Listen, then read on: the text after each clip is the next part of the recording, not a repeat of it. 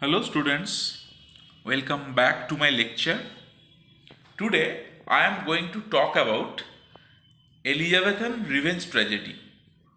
This particular part is again from BA first part, paper 1, and this is from the paper History of English Literature. Today we will be studying about various important revenge tragedies written in the Elizabethan period. So kindly pay some attention because this particular part is very much important for your exams.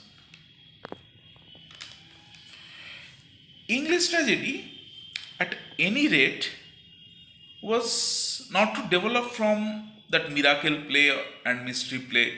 I have already mentioned about mystery play and miracle play in my earlier lectures when I talked about the origin and development of English drama. So, these particular tragedies are not from those particular mystery or miracle plays. Rather, it is generally from the classical models of Seneca. Seneca was a Latin dramatist at the time of King Nero, who had a great influence on the Elizabethan dramatists. Senecan drama in the Elizabethan age had two main lines of development. So it had two main lines of development. One of these consisted of academic tragedies, and the other, and which was much more important, which that development was shown in the works of the popular stage, which is mostly popularized as the revenge tragedy, or it is also known as the tragedy of blood. Obviously, from the name itself, you can understand the central theme and motive of this drama. It is the revenge.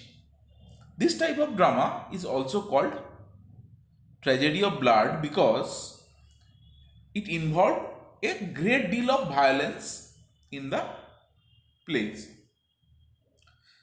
The machinery of Senecan tragedy is mainly three machineries were there, which are revenge, blood, and supernatural terror. The main theme of Senecan tragedy is the revenge for the murder done, and this is accompanied with scenes of horror in which even ghost participates. And there are certain terrible scenes of mutilations and violence.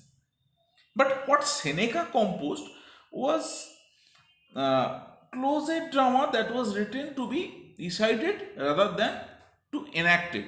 Because Seneca's target audience, not audience, he wrote those drama for listening purpose, not for the performance purpose. Okay, so there are several offstage actions mentioned in the Senecan dramas, where the violence was not actually shown in front of the audiences. But in these particular cases, there are various on-stage violences as well in case of Elizabethan revenge tragedies. Elizabethan playwrights incorporated those Senecan elements of supernatural appearance, episodic intensifications, set speeches of great dramatic impact, then formal style of dialogues, etc.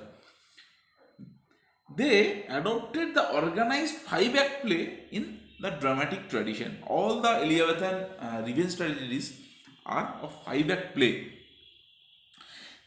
and they depicted the dramatic sensation and psychological excitement of Senecan play in their respective dramas, and which had a great impact on Elizabethan theatre because people used to go regularly to theatre, and it had a great impact on the audience's mind. Gorboduc, written by Thomas Keat, is the first English play in the Senecan form, which was published in the year 1562. Please keep this information in your mind because this often comes as short answer type questions or short questions, which is the first revenge tragedy written in Elizabethan age. The answer should be Gorboduc by Thomas Keat. After Gorboduc, there are various number of revenge tragedies written by many other writers, like I have already mentioned Thomas Keat. Then there is William Shakespeare. There is George Chapman, John Marston, Cyril Turner, and John Webster. These 6 people are considered as the writers of revenge tragedies in the Elizabethan age. These are the 6 important figures from the revenge tragedy. So let us go to our first tragedian, Thomas Keat. Thomas Keat established the Senecan tradition on the English stage for the first time. And he is considered as the first effective follower of the model of Senecan revenge theme. So he flooded the English stage with melodramatic elements, with blood, with ghost, and several franchised mood. His most famous play was the Spanish tragedy. Here he takes as a foundation of these 3 conventional devices which earlier writers had borrowed from Seneca. I have already mentioned that. What are the 3 elements? Those are revenge, blood, and supernatural terror. One of the ghost, and another is the theme of revenge for murder of a relative. I mean, this kind of themes were being taken by Thomas Keat. In this particular play, the Spanish tragedy, Keat makes it the revenge of the old Hermione for the murder of his son. I mean, Hermione takes the revenge of the murder of his son. And in Keat's plays, there are liberal use of stage declamation. So, what was the subject matter? The subject matter of the tragedy was how an old father avenges the cruel murder of his son Horatio, and who on his part was actually avenging the killing of his friend. Here, it reveals a rare success in effectively bringing the themes of love, conspiracy, murder, and revenge. Generally, these things were never been mingled earlier so effectively before in the hands of Keat. He evolves a perfect wielding of subplots with enough hair-raising tricks. There are various twists in the plays, and moreover, in the representation of the characters of his hero Hieronimo and the villain Lorenzo, Keat presents a new type of tragic hero and Machiavellian villain. This is important because this kind of characters, this kind of Machiavellian villain were followed by later writers. For example, more notably Shakespeare. Shakespeare has also created such type of characters, and there is a famous writer, history of English literature writer and critic, David Duchess, who has commented on the Spanish tragedy as it was a great property room of the Elizabethan tragic devices. So, the Spanish tragedy had a great impact on the future dramas written in this form. Other famous dramas written by Keat is Cornelia, and I have already mentioned Gorboduc. Cornelia was actually written by Robert Garnier, and it was later translated by Thomas Kidd. And it is also supposed that Kidd wrote Ur Hamlet, that means the earlier Hamlet, which could not survive, and on which Shakespeare has written his famous play, famous tragedy, Hamlet. And it is so popular that nowadays also we have certain film adaptations, certain retelling of the story. Most recently, we have the movie called Haider, acted by Shahid Kapoor, where the retelling of the story of Hamlet in the Indian perspective has been shown. So, apart from Thomas Kidd, the most important playwright or revenge tragedy writer was William Shakespeare, and he has written several revenge tragedies in his vast literary career. One of his earlier play was Titus Andronicus, which was published in 1594, and it shows him exploiting the popular taste for a blood and revenge following the path of Kidd. Shakespeare wrote this drama based on the story of Thyestes.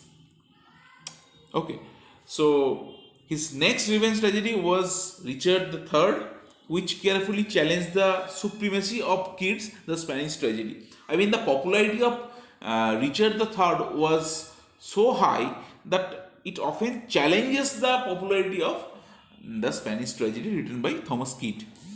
The plot comprises an astounding number of killing and is remarkable for its spectacle of blood and revenge.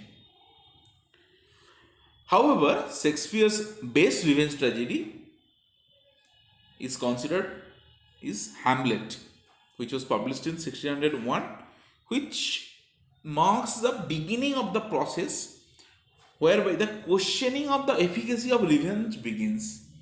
People started questioning the effectiveness of revenge, whether revenge should be taken or not. And these kind of questions were raised highly through the enactment and presentation of Hamlet. It is a tragedy of moral frustrations which intends to express the revenge is of no help. It talks about that revenge is not the ultimate solution to anything. To sketch the development of Hamlet, the story of Hamlet is a kind of stress which traces the evolution of the human mind. Hamlet took revenge of the death of his father, but took much time to abide by his father's ghost command. In the particular play, what happens? Hamlet's uncle kills his father, and Hamlet was being summoned by his father's ghost. His father's ghost comes and tells him that your uncle has killed me, you have to take the revenge. But Hamlet was somewhat indecisive because he was not, he didn't know about the actuality of the crime, and he could not believe his father's ghost at the very beginning. But he took very much time to abide by his father's ghost, which actually conveys the idea of a contemplative man forced by circumstances to take the revenge. So, what Shakespeare has done, Shakespeare faced the new era, and in this particular era, Hamlet was the act where he actually creates the doubt among the audiences. So, this is all about Hamlet. Let us move to the next tragedian. So, our next tragedian is the George Chapman. George Chapman's sole contribution to the revenge tragedy is The Revenge of Bussy de Amboise. It is actually a sequel to another play, Bussy de Amboise, which was written in 1604. It expresses a strong rejection of the idea of revenge, which was hinted towards but remained unspoken in Shakespeare's Hamlet. So, Shakespeare has hinted the effectiveness of taking revenge, and in this particular play, Chapman has shown, Chapman has actually spoken about it to a vivid manner.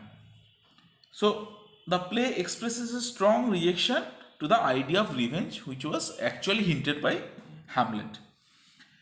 The storyline of the revenge of Bussy de Amboise proceeds with the murders of Bussy by Montessori.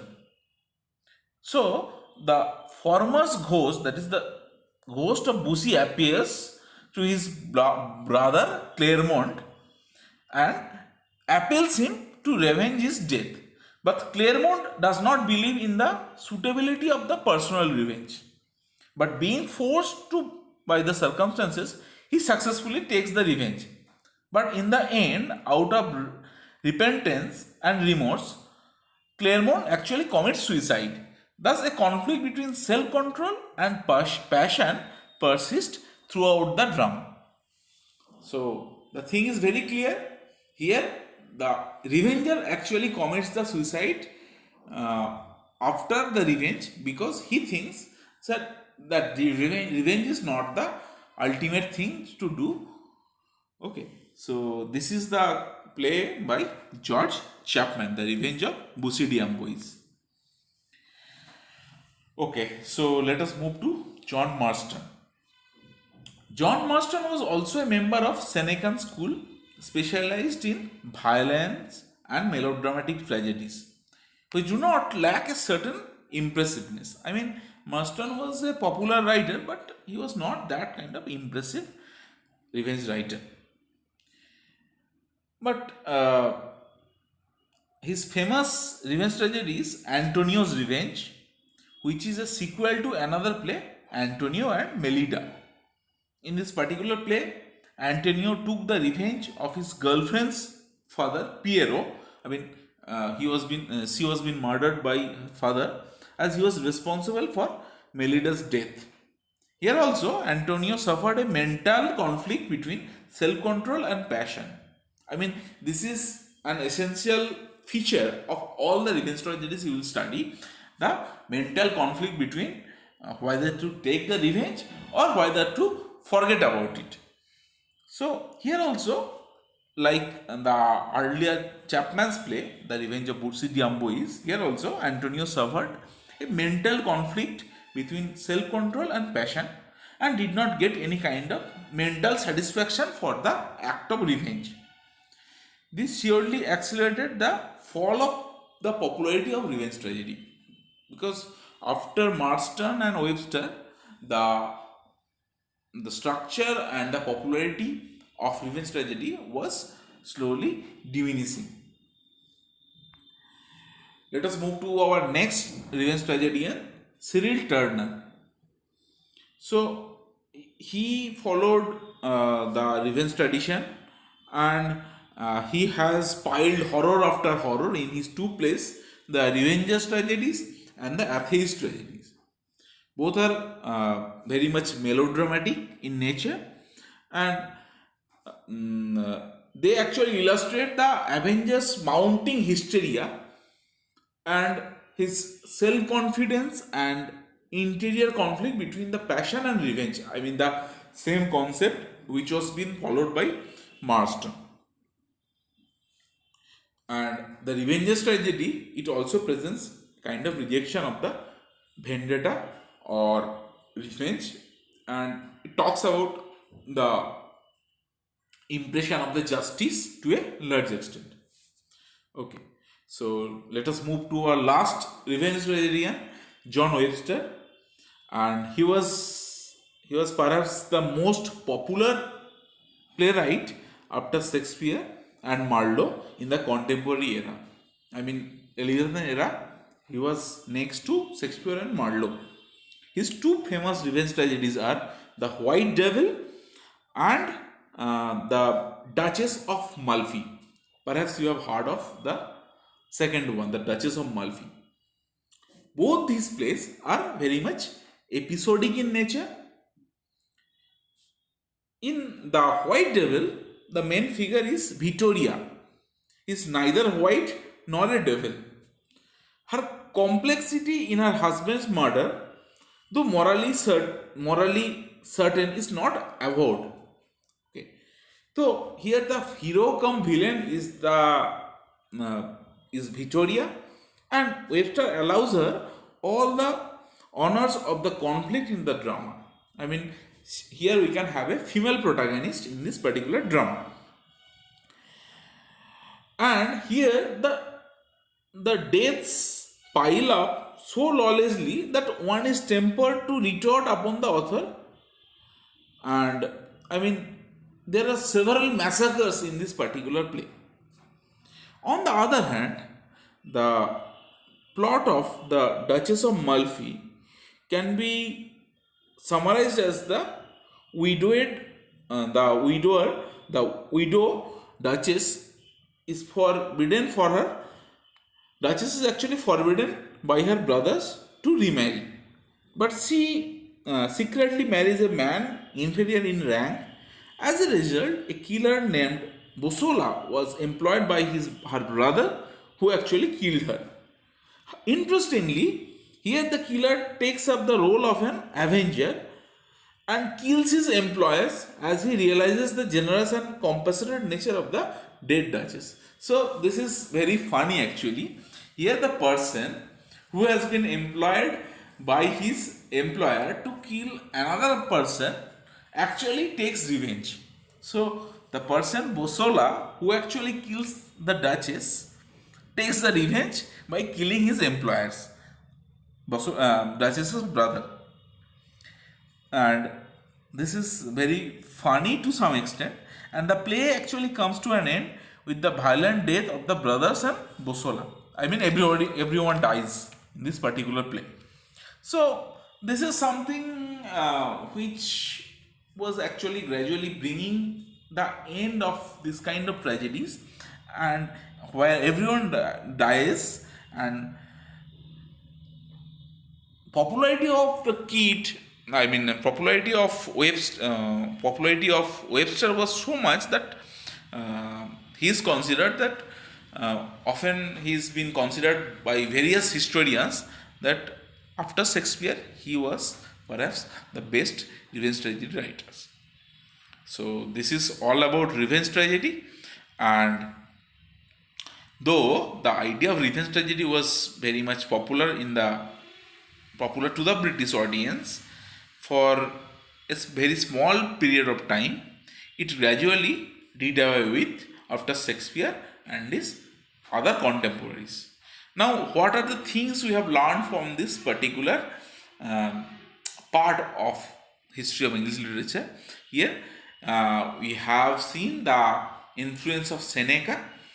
Seneca was a Latin playwright, and he was famous for his revenge tragedies, and this idea of revenge, horror, supernaturalism, all has been brought from his understanding, and it was been popularized by all the 6 playwrights I have discussed here, and they have initially they have followed the ideas of Seneca of taking revenge and getting some kind of satisfaction, but in the course of time, in the hands of especially George Chapman, then especially hands of John Marston and John Webster, and also Cyril Turner, the concept of revenge gradually changed. Actually, it started all in the hands of Shakespeare himself, who wrote Hamlet and did not justify the idea of revenge. He has talked about the conflict between the personal conflict